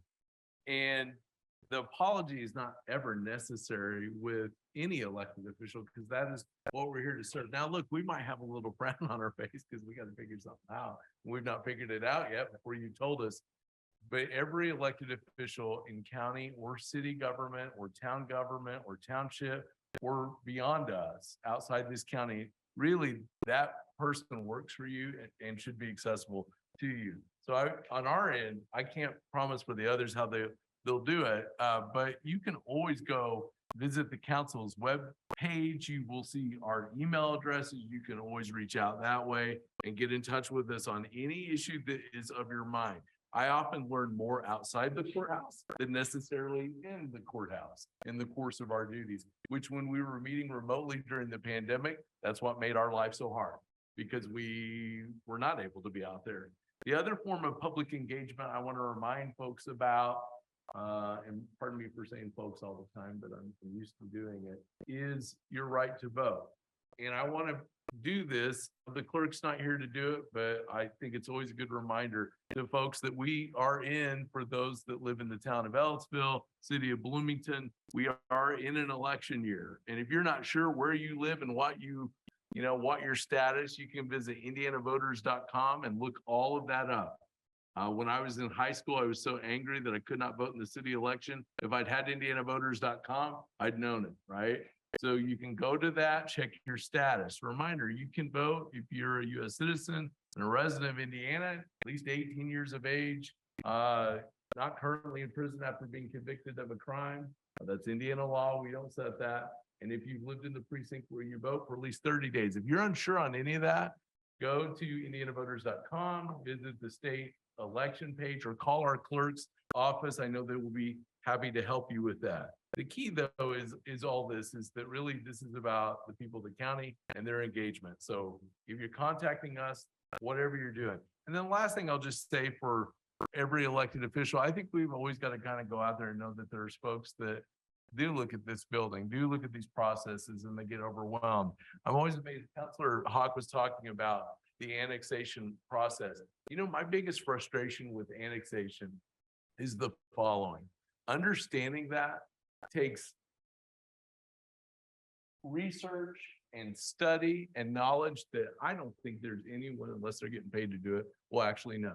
Anytime you have phrases like remonstrant, what is that? It's something like monster remix.